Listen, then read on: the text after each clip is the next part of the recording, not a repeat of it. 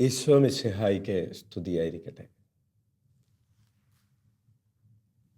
പ്രിയപ്പെട്ടവരെ, ദൈവം നമ്മുടെ പ്രവർത്തികൾക്ക് സമ്മാനം തരുന്നവനാണ്. ദൈവം നമ്മുടെ പ്രവർത്തികൾക്ക് സമ്മാനം തരുമെന്ന് വചനം പല ആവർത്തി നമ്മോട് പറയുന്നുണ്ട്. മത്തായിയുടെ സുവിശേഷം 16-ാം അധ്യായം 27-ാമത്തെ തിരുവചനം. മത്തായിയുടെ സുവിശേഷം 16-ാം അധ്യായം 27-ാമത്തെ തിരുവചനം. മനുഷ്യപുത്രൻ സ്വപിതാവിൻ്റെ മഹത്വത്തിൽ തൻ്റെ ദൂതന്മാരോടൊത്ത് വരാനിരിക്കുന്നു. അപ്പോൾ അവൻ ഓരോരുത്തർക്കും താന്താങ്ങളുടെ പ്രവർത്തിക്കനുസരിച്ച് പ്രതിഫലം നൽകും. മനുഷ്യപുത്രൻ സ്വപിതാവിൻ്റെ മഹത്വത്തിൽ തൻ്റെ ദൂതന്മാരോടൊത്ത് വരാനിരിക്കുന്നു. അപ്പോൾ അവൻ ഓരോരുത്തർക്കും താന്താങ്ങളുടെ പ്രവർത്തിക്കനുസരിച്ച് പ്രതിഫലം നൽകും. ദൈവം പ്രതിഫലം നൽകുന്നവനാണ്. കൊരിന്ത്യസുകാർക്ക് എഴുതിയ 2-ാം ലേഖനം 5-ാം അധ്യായം 10-ാമത്തെ തിരുവചനം. 2 കൊരിന്ത്യസ് 5:10 നമ്മൾ ഇങ്ങനെ വായിക്കുന്നു. 2 കൊരിന്ത്യസ് 5:10. എന്തുകൊണ്ടെന്നാൽ ഓരോരുത്തരും തങ്ങളുടെ ശാരീരികതയിൽ ചെയ്തിട്ടുള്ള നന്മ തിന്മകൾക്ക് പ്രതിഫലം സ്വീകരിക്കുന്നതിന് നാം എല്ലാവരും ക്രിസ്തുവിൻ്റെ ന്യായാസനത്തിന് മുൻപിൽ വരണം. 2 കൊരിന്ത്യസ് 5:10. എന്തുകൊണ്ടെന്നാൽ ഓരോരുത്തരും തങ്ങളുടെ ശാരീരികതയിൽ ചെയ്തിട്ടുള്ള നന്മ തിന്മകൾക്ക് പ്രതിഫലം സ്വീകരിക്കുന്നതിന് നാം എല്ലാവരും ക്രിസ്തുവിൻ്റെ ന്യായാസനത്തിന് മുൻപിൽ വരണം.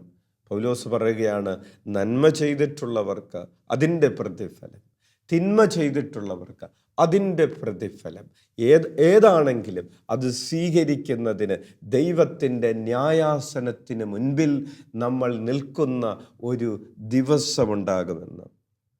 റോമാക്കാർക്ക് എഴുതിയ ലേഖനം 2-ാം അധ്യായം 6-ാമത്തെ തിരുവചനത്തിൽ വീണ്ടും പൗലോസ് പറയുകയാണ്.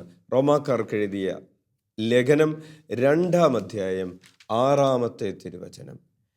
എന്തെന്നാൽ ഓരോരുത്തർക്കും താന്താങ്ങളുടെ പ്രവർത്തികൾക്കനുസരിച്ച് അവിടുന്ന് പ്രതിഫലം നൽകും. തുടർന്നുള്ള വചനങ്ങൾ, സത്കർമ്മത്തിൽ സ്ഥിരതയോടെ നിന്ന് മഹത്വവും ബഹുമാനവും അക്ഷയത്വവും അന്വേഷിക്കുന്നവർക്ക് അവിടുന്ന് നിത്യജീവൻ പ്രദാനം ചെയ്യും. സ്വാർത്ഥമതികളായി സത്യത്തെ അനുസരിക്കാതെ ദുഷ്ടതയ്ക്ക് വഴങ്ങുന്നവർ കോപത്തിനും ക്രോധത്തിനും പാത്രമാകും. തിന്മ പ്രവർത്തിക്കുന്ന ഏതൊരുവനും ആദ്യം യഹൂദനും പിന്നെ ഗ്രീക്കുകാരനും ക്ലേശവും ദുരിതവും ഉണ്ടാകും. എന്നാൽ നന്മ പ്രവർത്തിക്കുന്ന ഏതൊരുവനും ആദ്യം യഹൂദനും പിന്നെ ഗ്രീക്കുകാരനും മഹത്വവും ബഹുമാനവും സമാധാനവും ഉണ്ടാകും. Price the Lord. ഹല്ലേലൂയ. ദൈവം നിന്റെ നന്മയ്ക്ക് പ്രതിഫലം തരും. നിന്റെ ഒരു നന്മ പോലും കർത്താവിൻ്റെ കണ്ണിൽ നിന്ന് മറഞ്ഞു പോവുകയില്ല, അനുഗ്രഹം കിട്ടാതിരിക്കുകയില്ല. നീ കർത്താവിന് വേണ്ടി ജീവിച്ചിട്ടുണ്ടെങ്കിൽ, ഒരു നിമിഷം കർത്താവിന് വേണ്ടി നൽകിയിട്ടുണ്ടെങ്കിൽ, ആ ഒരു നിമിഷത്തെ പ്രതി കർത്താവ് നിന്നെ അനുഗ്രഹിക്കും. നീ ഒരു ഗ്ലാസ് വെള്ളം കർത്താവിൻ്റെ നാമത്തിൽ ആർക്കെങ്കിലും കൊടുത്തിട്ടുണ്ടെങ്കിൽ, ആ ഒരു ഗ്ലാസ് വെള്ളത്തെ പ്രതി നീ അനുഗ്രഹിക്കപ്പെടും എന്ന് വചനം നമ്മോട് പറയുകയാണ്. ജെറമിയായുടെ പുസ്തകം 17-ാം അധ്യായം 10-ാമത്തെ തിരുവചനം. ജെറമിയ 17:10. കർത്താവായ ഞാൻ മനസ്സിനെ പരിശോധിക്കുകയും ഹൃദയത്തെ പരീക്ഷിക്കുകയും ചെയ്യുന്നു. ഓരോ മനുഷ്യനും അവൻ്റെ ജീവിത രീതിക്കും പ്രവർത്തിക്കും അനുസരിച്ച് ഞാൻ പ്രതിഫലം നൽകും. ജെറമ്യ 17:10. കർത്താവായ ഞാൻ മനസ്സിനെ പരിശോധിക്കുകയും ഹൃദയത്തെ പരീക്ഷിക്കുകയും ചെയ്യുന്നു. ഓരോ മനുഷ്യനും അവൻ്റെ ജീവിത രീതിക്കും പ്രവർത്തിക്കുമനുസരിച്ച് ഞാൻ പ്രതിഫലം നൽകും. ഹല്ലേലൂയ. യേശുവേ സ്തോത്രം, യേശുവേ നന്ദി. പ്രിയപ്പെട്ടവരെ, ദൈവം പ്രതിഫലം നൽകുന്നവനാണ്. അവൻ വരുന്നത് പ്രതിഫലവും കൊണ്ടാണ്. ദൈവം പ്രതിഫലം നൽകുന്ന 7 പ്രവർത്തികളെക്കുറിച്ചാണ്, ദൈവം സമ്മാനം നൽകുന്ന, ദൈവത്തിന് പ്രീതികരമായ 7 പ്രവർത്തികളെക്കുറിച്ചാണ് നമ്മൾ വിചിന്തനം ചെയ്യുന്നത്. വചനം നമ്മെ പഠിപ്പിക്കുന്ന 7 പ്രവർത്തികൾ, ദൈവത്തിന് ഇഷ്ടമുള്ള, ദൈവം പ്രതിഫലം തരുമെന്ന് പറഞ്ഞ് വാഗ്ദാനം ചെയ്തിട്ടുള്ള 7 കാര്യങ്ങൾ. അതിലൊന്ന് പ്രാർത്ഥനയും ഉപവാസവുമാണ്. മത്തായിയുടെ സുവിശേഷം 6-ാം അധ്യായം 6-ാമത്തെ തിരുവചനത്തിൽ ഈശോ പറയുകയാണ്, മത്തായി 6:6, എന്നാൽ നീ പ്രാർത്ഥിക്കുമ്പോൾ നിന്റെ മുറിയിൽ കടന്ന് കതകടച്ച് രഹസ്യമായി പിതാവിനോട് പ്രാർത്ഥിക്കുക.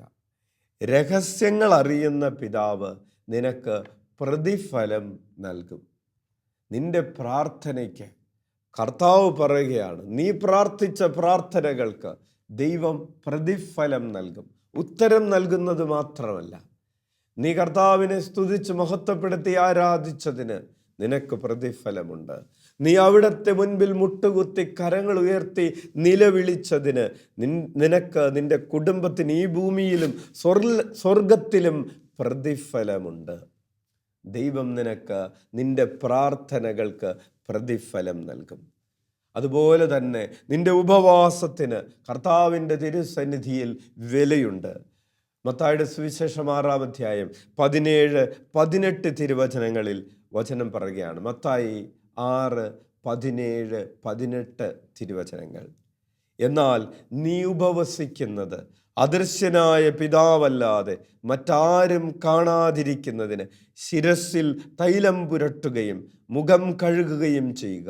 രഹസ്യങ്ങൾ അറിയുന്ന പിതാവ് നിനക്ക് പ്രതിഫലം നൽകും. നീ ഉപവസിച്ചതിന്, നീ ചില കാര്യങ്ങൾ വേണ്ട എന്ന് വെച്ചതിന്, നീ ചില പരിത്യാഗ പ്രവർത്തികൾ ഏറ്റെടുത്തതിന്, നീ ചില പ്രാശ്ചിത്തങ്ങൾ ചെയ്തതിന്, ഈ ഭൂമിയിലുള്ള ചില സുഖങ്ങൾ നീ വേണ്ട എന്ന് വെച്ചതിന് ദൈവം നിനക്ക് പ്രതിഫലം നൽകും. നീ കർത്താവിൻ്റെ മുൻപിൽ നിന്നെ തന്നെ എളിമപ്പെടുത്തി ഉപവസിച്ച് പ്രാർത്ഥിച്ചതിന് വചനം പറയുകയാണ്, രഹസ്യത്തിൽ നീ ചെയ്യുന്നതെല്ലാം അറിയുന്ന നിന്റെ ദൈവം നിനക്ക് പ്രതിഫലം തരും. അതായത് ദൈവം പ്രതിഫലം നൽകുന്ന ഒന്നാമത്തെ ഒരു കാര്യമാണ് നിന്റെ പ്രാർത്ഥനയും നിന്റെ ഉപവാസവും. ഹല്ലേലൂയ. യേശുവേ സ്തോത്രം, യേശുവേ നന്ദി. രണ്ടാമതായി ദൈവത്തിന് പ്രീതികരമായ ഒരു കാര്യമാണ് ദുർബലരോട് നീ കാരുണ്യം കാണിക്കുക എന്നത്. നീ ദുർബലരോട്, ബലഹീനരായിട്ടുള്ളവരോട് കരുണ കാട്ടിയിട്ടുണ്ടെങ്കിൽ ദൈവം നിനക്കതിന് പ്രതിഫലം തരും. മത്തായിയുടെ സുവിശേഷം 25-ാം അധ്യായം 37-ാമത്തെ തിരുവചനം അന്ത്യവിധിയെക്കുറിച്ചുള്ള ഈശോയുടെ വിവരണമാണ്. കോലാടുകളെയും ചെമ്മരിയാടുകളെയും ഇടതുവശത്തും വലതുവശത്തുമായിട്ട് മാറ്റി നിർത്തി അവരോട് പറയുന്ന കാര്യങ്ങളാണ്. 37 മുതൽ വായിക്കുകയാണ്. മത്തായിയുടെ സുവിശേഷം 25:37 മുതൽ. അപ്പോൾ നീതിമാന്മാർ ഇങ്ങനെ മറുപടി പറയും, കർത്താവേ, നിന്നെ വിശക്കുന്നവനായി കണ്ട് ഞങ്ങൾ ആഹാരം നൽകിയതും ദാഹിക്കുന്നവനായി കണ്ട് കുടിക്കാൻ നൽകിയതും എപ്പോൾ? നിന്നെ പരദേശിയായി കണ്ട് സ്വീകരിച്ചതും നഗ്നനായി കണ്ട് ഉടുപ്പിച്ചതും എപ്പോൾ? നിന്നെ ഞങ്ങൾ രോഗാവസ്ഥയിലോ കാരാഗ്രഹത്തിലോ കണ്ട് സന്ദർശിച്ചത് എപ്പോൾ? രാജാവ് മറുപടി പറയും, സത്യമായി ഞാൻ നിങ്ങളോട് പറയുന്നു, എൻ്റെ ഏറ്റവും ഈ എളിയ സഹോദരന്മാരിൽ ഒരുവന് നിങ്ങളിത് ചെയ്തു കൊടുത്തപ്പോൾ എനിക്ക് തന്നെയാണ് ചെയ്തത്. ഈശോ അവരോട് പറയുകയാണ്, എൻ്റെ പിതാവിനാൽ അനുഗ്രഹിക്കപ്പെട്ടവരെ, വരുവിൻ, ലോകസ്ഥാപനം മുതൽ നിങ്ങൾക്കായി സജ്ജമാക്കപ്പെട്ടിരിക്കുന്ന രാജ്യം അവകാശപ്പെടുത്തുവിൻ. മത്തായി 25:34, എൻ്റെ പിതാവിനാൽ അനുഗ്രഹിക്കപ്പെട്ടവരെ, വരുവിൻ, ലോകസ്ഥാപനം മുതൽ നിങ്ങൾക്കായി സജ്ജമാക്കപ്പെട്ടിരിക്കുന്ന രാജ്യം അവകാശപ്പെടുത്തുവിൻ. ദരിദ്രരോട് കാരുണ്യം കാണിച്ചവർക്കുള്ള പ്രതിഫലമാണ് ലോകസ്ഥാപനം മുതൽ തയ്യാറാക്കപ്പെട്ടിരിക്കുന്ന രാജ്യം അവകാശമാക്കുക എന്ന ഒരു സമ്മാനം. ദൈവം സമ്മാനം കൊടുക്കുന്ന ഒരു കാര്യമാണ് നമ്മൾ ദുർബലരോട്, അപ്പമില്ലാത്തവരോട് കാരുണ്യം കാണിക്കുന്നു. പട്ടിണി കിടക്കുന്നവരോട് കാരുണ്യം കാണിക്കുന്നു. പട്ടിണി കിടക്കുന്നവന് ഒരു പൊതിച്ചോറ് കൊണ്ടുപോയി കൊടുക്കുന്നവന് സ്വർഗത്തിലുള്ള സമ്മാനം അനാദി മുതലേ തയ്യാറാക്കപ്പെട്ടിരിക്കുന്ന രാജ്യത്തിൻ്റെ അവകാശമാണ്. ദാഹിക്കുന്നവന് ഒരു ഗ്ലാസ് കുടിക്കാൻ കൊടുക്കുന്നവന് അവകാശം സ്വർഗരാജ്യമാണ്. നഗ്നനെ ഉടുപ്പിക്കുന്നവനുള്ള അവകാശം സ്വർഗരാജ്യമാണ്. രോഗിയെ സന്ദർശിക്കുന്നവനുള്ള അവകാശം സ്വർഗമാണ്. ജയിലിൽ കഴിയുന്നവനെ സന്ദർശിക്കുന്നവനുള്ള അവകാശം സ്വർഗമാണ്. പരദേശിയെ ഭവനത്തിൽ സ്വീകരിക്കുന്നതിനുള്ള അവകാശം സ്വർഗമാണ്. അവന് സമ്മാനമുണ്ട്. അതായത് ദൈവം സമ്മാനം കൊടുക്കുന്ന രണ്ടാമത്തെ പ്രധാനപ്പെട്ട പ്രവൃത്തിയാണ് ദുർബലരോട് കാരുണ്യം കാണിക്കുക എന്ന പ്രവൃത്തി. ഹല്ലേലൂയ, യേശുവേ സ്തോത്രം, യേശുവേ നന്ദി. ദൈവം സമ്മാനം കൊടുക്കുന്ന മൂന്നാമത്തെ പ്രവൃത്തി യേശുനാമത്തെ പ്രതി പീഡകൾ സഹിക്കുക എന്നതാണ്. യേശുനാമത്തെ പ്രതി ആരൊക്കെ പീഡകൾ സഹിക്കുന്നുണ്ടോ അവർക്കൊക്കെ സമ്മാനം ലഭിക്കുമെന്ന് വചനം പറയുകയാണ്. ലൂക്കായുടെ സുവിശേഷം 6-ാം അധ്യായം 22-ഉം 23-ഉം തിരുവചനങ്ങൾ. ലൂക്കായുടെ സുവിശേഷം 6-ാം അധ്യായം 22-ഉം 23-ഉം തിരുവചനങ്ങൾ. മനുഷ്യപുത്രൻ നിമിത്തം മനുഷ്യർ നിങ്ങളെ ദ്വേഷിക്കുകയും പുറംതള്ളുകയും അവഹേളിക്കുകയും നിങ്ങളുടെ പേര് ദുഷിച്ചതായി കരുതി തിരസ്കരിക്കുകയും ചെയ്യുമ്പോൾ നിങ്ങൾ ഭാഗ്യവാന്മാർ. അപ്പോൾ നിങ്ങൾ ആഹ്ലാദിക്കുവിൻ, സന്തോഷിച്ച് കുതിച്ചു ചാടുവിൻ. സ്വർഗത്തിൽ നിങ്ങളുടെ പ്രതിഫലം വലുതായിരിക്കും. Hallelujah, praise the Lord. ഈശോ പറയുകയാണ്, സ്വർഗത്തിൽ നിങ്ങളുടെ പ്രതിഫലം വലുതായിരിക്കും. യേശുനാമത്തെ പ്രതിയാണ് നിങ്ങൾ സഹിക്കേണ്ടി വരുന്നതെങ്കിൽ, കർത്താവിന് വേണ്ടി നിലകൊണ്ടത് കൊണ്ടാണ് നിങ്ങൾക്ക് നഷ്ടങ്ങൾ ഉണ്ടായിട്ടുള്ളതെങ്കിൽ നിങ്ങൾ സന്തോഷിച്ച് ഉല്ലസിക്കുവിൻ. യേശുനാമത്തിന് വേണ്ടി ജീവിച്ചത് കൊണ്ട് ഭവനങ്ങൾ നഷ്ടപ്പെട്ടവരെ അച്ഛനറിയാം. യേശുനാമത്തിന് വേണ്ടി നിലനിന്നത് കൊണ്ട്, ഈശോയിൽ വിശ്വസിച്ചത് കൊണ്ട് സ്വന്തം നാട് വിട്ട് ഓടേണ്ടി വന്നവരെ അച്ഛൻ കണ്ടിട്ടുണ്ട്. ഒറീസയിൽ അപ്രകാരം ഇപ്പോഴും ജീവിക്കുന്ന, യേശുനാമത്തിൽ വിശ്വസിച്ചത് കൊണ്ട് സ്വന്തം സ്ഥലവും വീടുമൊക്കെ ഉപേക്ഷിച്ച് മറ്റൊരു ദേശത്ത് ഒരു ചെറിയ കുടില് കെട്ടി, വഴിവക്കിൽ കുടില് കെട്ടി, സർക്കാർ ഭൂമിയിൽ കുടില് കെട്ടി, ടെൻറ്റ് കെട്ടി കഴിയേണ്ടി വരുന്ന ആളുകളുണ്ട്. അവർ ചെയ്തൊരു തെറ്റ് എന്ന് പറയുന്നത് അവർ ഈശോയിൽ വിശ്വസിച്ചു എന്നതാണത്രേ. അതുകൊണ്ട് ഈശോയെ ഉപേക്ഷിക്കാതെ ഇനി അവർക്ക് സ്വന്തം വീട്ടിലേക്ക് വരാൻ പറ്റില്ല.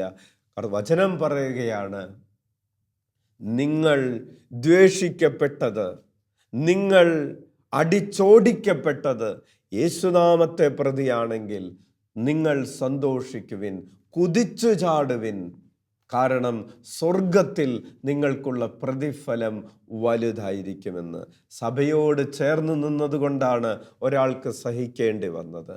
സഭയുടെ നിലപാടുകൾക്ക് വേണ്ടി നിലനിന്നത് കൊണ്ടാണ് ഒരാൾക്ക് പലതും നഷ്ടപ്പെട്ടത്. അയാളോട് വചനം പറയുകയാണ്, സ്വർഗത്തിൽ നിങ്ങളുടെ പ്രതിഫലം വലുതായിരിക്കും.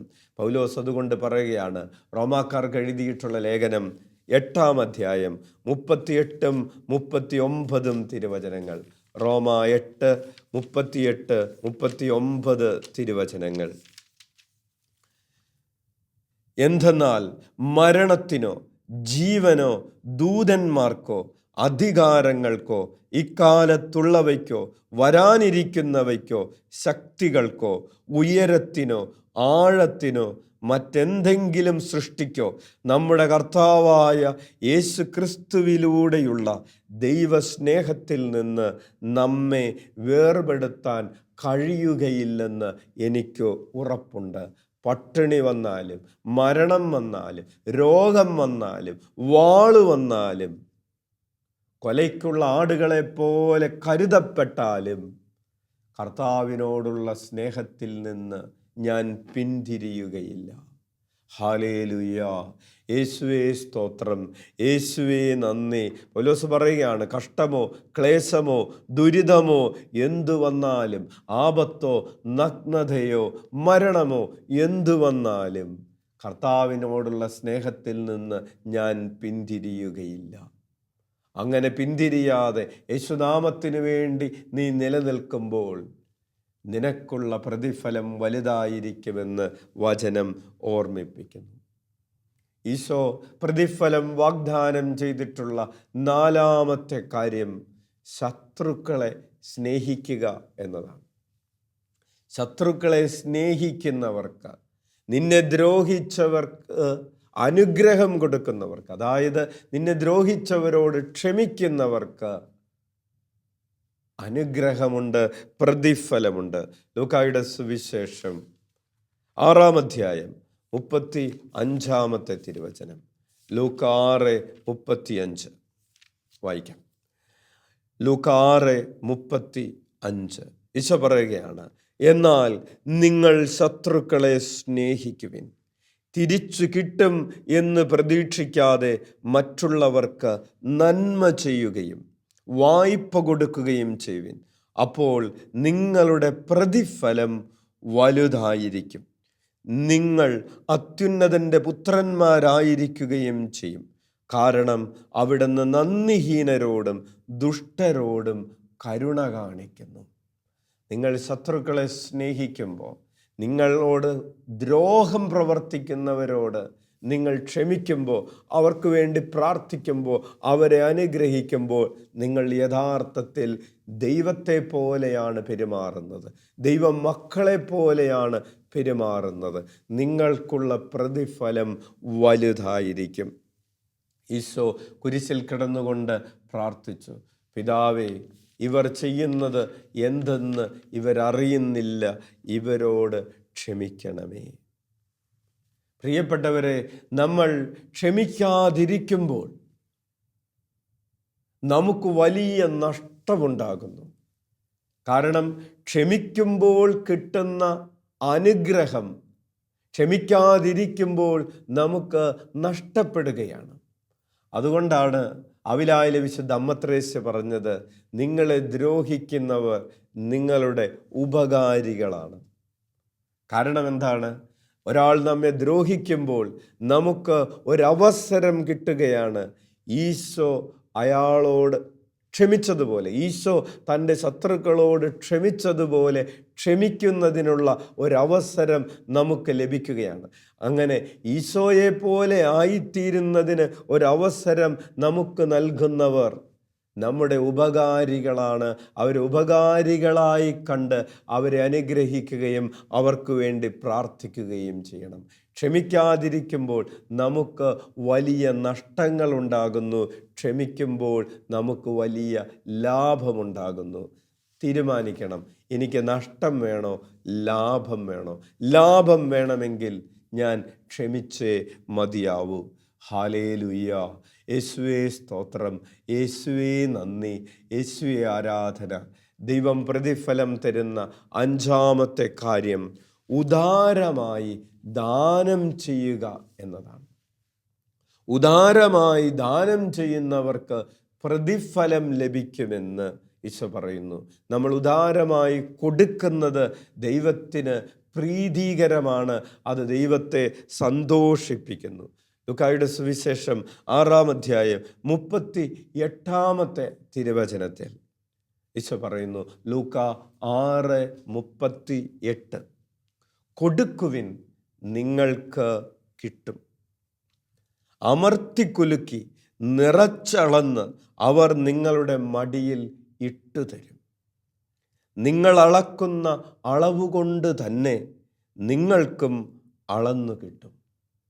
ലൂക്ക 6:38, കൊടുക്കുവിൻ നിങ്ങൾക്കും കിട്ടും, അമർത്തിക്കുലുക്കി നിറച്ചളന്ന് അവർ നിങ്ങളുടെ മടിയിൽ ഇട്ടുതരും. നിങ്ങൾ അളക്കുന്ന അളവുകൊണ്ട് തന്നെ നിങ്ങൾക്കും അളന്നു കിട്ടും. ഹല്ലേലൂയ. യേശുവേ സ്തോത്രം, യേശുവേ നന്ദി, യേശുവേ ആരാധന. ഹല്ലേലൂയ. കൊരിന്ത്യസുകാർക്ക് എഴുതിയ 2-ാം ലേഖനം 9-ാം അധ്യായം 6-7 തിരുവചനങ്ങളിൽ പൗലോസ് അപ്പോസ്തലൻ ഉദാരമായി നൽകുന്നതിനെക്കുറിച്ച് സഭയെ ഓർമ്മിപ്പിക്കുകയാണ്. പൗലോസ് അപ്പോസ്തലൻ്റെ നേതൃത്വത്തിൽ ഒരു ധനശേഖരണം നടക്കുകയാണ്. ജെറൂസലേമിലെ സഭയെ സഹായിക്കുന്നതിന് വേണ്ടിയിട്ട് ധനം ശേഖരിക്കുമ്പോൾ പൗലോസ് അപ്പോസ്തലൻ കൊരിന്ത്യസിലെ സഭയെ ഉദാരമായി നൽകുന്നതിനെക്കുറിച്ച് ഓർമ്മിപ്പിക്കുകയാണ്. പൗലോസ് പറയുന്നു, 2 കൊരിന്ത്യസ് 9:6, സത്യമിതാണ്, അല്പം വിതയ്ക്കുന്നവൻ അല്പം മാത്രം കൊയ്യും, ധാരാളം വിതയ്ക്കുന്നവൻ ധാരാളം കൊയ്യും. ഓരോരുത്തരും സ്വന്തം തീരുമാനമനുസരിച്ച് വേണം പ്രവർത്തിക്കാൻ. വൈമനസ്യത്തോടെയോ നിർബന്ധത്തിന് കീഴ്വഴങ്ങിയോ ആകരുത്. സന്തോഷപൂർവം നൽകുന്നവനെയാണ് ദൈവം സ്നേഹിക്കുന്നത്. 2 കൊരിന്ത്യസ് 9:7, സന്തോഷപൂർവം നൽകുന്നവനെയാണ് ദൈവം സ്നേഹിക്കുന്നത്. പ്രിയപ്പെട്ടവരെ, നമ്മൾ നൽകുമ്പോൾ അതെത്രമാത്രം സന്തോഷത്തോടുകൂടെയാണ് എന്ന് ദൈവം പരിശോധിക്കുന്നു. എത്രമാത്രം ആനന്ദത്തോടുകൂടെയാണ് നമ്മൾ സഭയുടെ ശുശ്രൂഷകൾക്ക്, സുവിശേഷ വേലകൾക്ക്, മിഷൻ പ്രവർത്തനങ്ങൾക്ക് നൽകുന്നത്. നമ്മുടെ ഉള്ളിലുള്ള സന്തോഷവും അതിനുള്ള പരിത്യാഗവും എത്രമാത്രമാണെന്ന് ദൈവം പരിശോധിക്കുന്നു. അതുപോലെ തന്നെ വചനം പറയുകയാണ്, അല്പം വിതയ്ക്കുന്നവൻ അല്പം കൊയ്യുന്നു, അധികം വിതയ്ക്കുന്നവൻ അധികം കൊയ്യുന്നു. ദൈവം സമ്മാനം തരുന്ന 6-ാമത്തെ കാര്യം അതിഥികളെ സ്വീകരിക്കുക എന്നതാണ്. നിന്റെ സ്നേഹത്തിൻ്റെയും സൗഹൃദത്തിൻ്റെയും വിരുന്നുകളിലേക്ക് നീ അതിഥികളെ സ്വീകരിക്കുമ്പോൾ സ്വർഗകൂടാരങ്ങളിൽ നിനക്ക് ഇടമുണ്ടാകും. ലൂക്കായുടെ സുവിശേഷം 14-ാം അധ്യായം 12 മുതലുള്ള തിരുവചനങ്ങളിൽ ഈശോ പറയുകയാണ്, ലൂക്ക 14:12 മുതൽ 14 വരെ. തന്നെ ക്ഷണിച്ചവനോടും അവൻ പറഞ്ഞു, നീ ഒരു സദ്യയോ അത്താഴ വിരുന്നോ കൊടുക്കുമ്പോൾ നിന്റെ സ്നേഹിതരെയോ സഹോദരരെയോ ബന്ധുക്കളെയോ ധനികരായ അയൽക്കാരെയോ വിളിക്കരുത്. ഒരുപക്ഷെ അവർ നിന്നെ പകരം ക്ഷണിക്കുകയും അത് നിനക്ക് പ്രതിഫലമാവുകയും ചെയ്യും. എന്നാൽ നീ സദ്യ നടത്തുമ്പോൾ ദരിദ്രർ, വികലാംഗർ, മുടന്തർ, കുരുടർ എന്നിവരെ ക്ഷണിക്കുക. അപ്പോൾ നീ ഭാഗ്യവാനായിരിക്കും. എന്തെന്നാൽ പകരം നൽകാൻ അവരുടെ പക്കൽ ഒന്നുമില്ല. നീതിമാന്മാരുടെ പുനരുദ്ധാനത്തിൽ നിനക്ക് പ്രതിഫലം ലഭിക്കും. നീ പാവപ്പെട്ടവരെ, അവഗണിക്കപ്പെട്ടവരെ നിന്റെ വിരുന്നിലേക്ക് ക്ഷണിക്കുമ്പോൾ പുനരുദ്ധാനത്തിൽ നിനക്ക് പ്രതിഫലം ലഭിക്കുമെന്ന് ദൈവം പറയുന്നു. ദൈവം സമ്മാനം തരുന്ന 7-ാമത്തെ പ്രവൃത്തി, പ്രിയപ്പെട്ടവരെ, ദൈവ ശുശ്രൂഷയിൽ സ്ഥിരതയോടുകൂടെ നിൽക്കുക എന്നതാണ്. ദൈവ ശുശ്രൂഷയിൽ നിന്റെ സഹനങ്ങളുടെ സമയത്തും നീ സ്ഥിരതയോടുകൂടെ നിൽക്കുമ്പോൾ ദൈവം നിന്നെ മഹത്വപ്പെടുത്തും. മത്തായിയുടെ സുവിശേഷം 10-ാം അധ്യായം 38-ാമത്തെ തിരുവചനം, മനുഷ്യരുടെ മുൻപിൽ എന്നെ ഏറ്റുപറയുന്നവനെ എൻ്റെ സ്വർഗസ്ഥനായ പിതാവിൻ്റെ മുൻപിൽ ഞാനും ഏറ്റുപറയും. മനുഷ്യരുടെ മുൻപിൽ എന്നെ ഏറ്റുപറയുന്നവനെ സ്വർഗസ്ഥനായ പിതാവിൻ്റെ മുൻപിൽ ഞാനും ഏറ്റുപറയും. മത്തായി 24:12-13 തിരുവചനങ്ങൾ. അധർമ്മം വർദ്ധിക്കുന്നതിനാൽ പലരുടെയും സ്നേഹം തണുത്തുപോകും, എന്നാൽ അവസാനം വരെ സഹിച്ചു നിൽക്കുന്നവൻ രക്ഷിക്കപ്പെടും. അധർമ്മം വർദ്ധിക്കുന്നതിനാൽ പലരുടെയും സ്നേഹം തണുത്തുപോകും, എന്നാൽ അവസാനം വരെ സഹിച്ചു നിൽക്കുന്നവൻ രക്ഷിക്കപ്പെടും. നമുക്ക് കണ്ണുകളടക്കാം.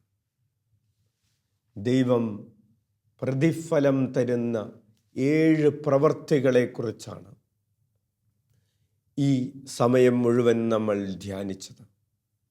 ദൈവമേ, നീ പ്രതിഫലം തരുന്ന പ്രവൃത്തികൾക്ക് വേണ്ടി എൻ്റെ ഹൃദയത്തെ ഞാൻ സമർപ്പിക്കുന്നു. നീ പ്രതിഫലം തരുന്ന പ്രവൃത്തികളിൽ വ്യാപൃതരാകുവാൻ ഞങ്ങൾക്ക് കൃപ നൽകണമേ. നീ സമ്മാനമായി വരുമ്പോൾ ഞങ്ങളെ യോഗ്യരായി കാണാൻ ഇടവരട്ടെ. ഹല്ലേലൂയ, ഹല്ലേലൂയ, ഹല്ലേലൂയ. യേശുവേ സ്തോത്രം, യേശുവേ നന്ദി. യേശുവേ, അങ്ങയുടെ തിരുനാമത്തിന് മഹത്വം ഉണ്ടാകട്ടെ. ഞങ്ങളുടെ ഹൃദയങ്ങളെ പരിശോധിക്കുന്ന കർത്താവേ, അങ്ങയുടെ നാമത്തിന് മഹത്വമുണ്ടാകട്ടെ. ഹല്ലേലൂയ, ഹല്ലേലൂയ, ഹല്ലേലൂയ, ഹല്ലേലൂയ, ഹല്ലേലൂയ, ഹല്ലേലൂയ, ഹല്ലേലൂയ. കർത്താവേ, അങ്ങയുടെ മുൻപിൽ യോഗ്യതയോടുകൂടെ നിൽക്കുവാനുള്ള കൃപ ഞങ്ങൾക്ക് നൽകണമേ. കർത്താവേ, കരുണയായിരിക്കണമേ. യേശുവേ സ്തോത്രം, യേശുവേ നന്ദി. യേശുവേ ആരാധന. പരിശുദ്ധാത്മാവേ സ്തോത്രം, പരിശുദ്ധാത്മാവേ നന്ദി, പരിശുദ്ധാത്മാവേ ആരാധന. ഈശോ മിശിഹായിക്ക് സ്തുതിയായിരിക്കട്ടെ.